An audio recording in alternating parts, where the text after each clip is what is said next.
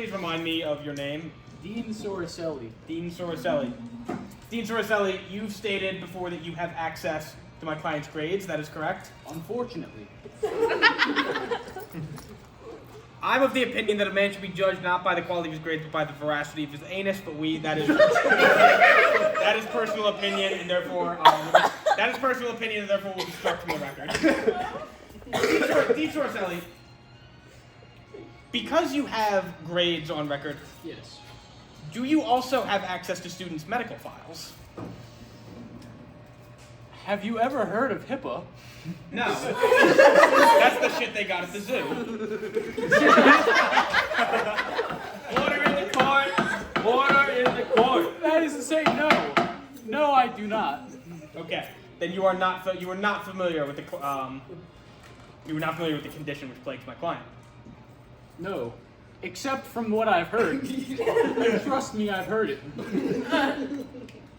I will not divulge information because it seems that the hippo will be angry at me if I do.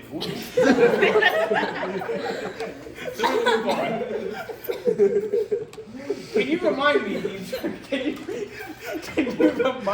Soricelli, at what location did you hear the call of this young man's anus? The call. The call. Douglas, have you seen Nielsen Dining Hall? It's a fun little place. It's right next to there. You heard the ass rippery coming from next to Nielsen Hall? No, I didn't hear it coming from there. It came from Demarest Hall. And you were able to hear it miles away? Yes. Well, that interests me, Dean Soricelli. Because you claim with near certainty that the ass rippery was coming from Demfest, though you were but miles away. When our previous witness, Mr. Evan, was right next door in Metler Hall, and he claimed it came from somewhere else. He claimed it came from within the halls of Metler. Can you account for this contradiction, Dean Soricelli? They're right next to each other. I can't tell distance. I'm on Cook Douglas. A fact we know well. Dean Soricelli, you've already established that you do not have access to the medical records, and you do not have access to the financial records. Is that correct? No, but I do have access to the fact that our client here failed Life of Primates. The veracity of his anus! A student should be judged not by the measure of their grades. Life of Primates! I've never taken it, so I don't know. It could be hard. Have you ever taken Life of Primates? Yes! Fine.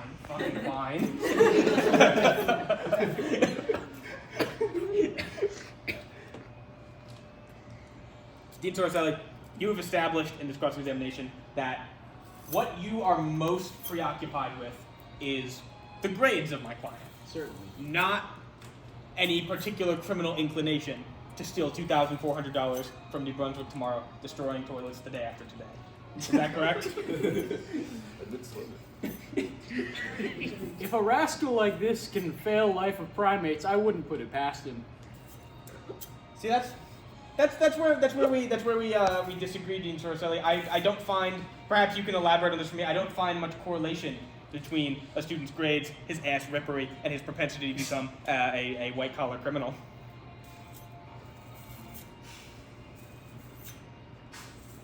I suppose we see differently. We do.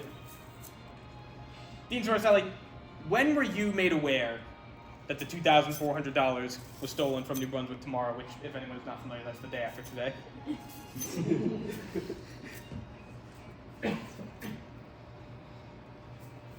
It had to be soon after the news broke. And can you tell me when the news broke? No. Objection, Your Honor, non-responsive. Sustained. May I remind you, Dean Soricelli, that you are under oath. Can you tell me when the news broke? No. Your Honor. Counsel, perhaps not asking a yes or no question would help your cause. Hey, yo. Were you made aware of order in the court? Just drawing swords in the courtroom. You're being held in contempt of court, Betty. Goddamn. Not again. Mr. Rosselli, how long ago were my client's grades published? Do you recall? Do you know when the final grades came in?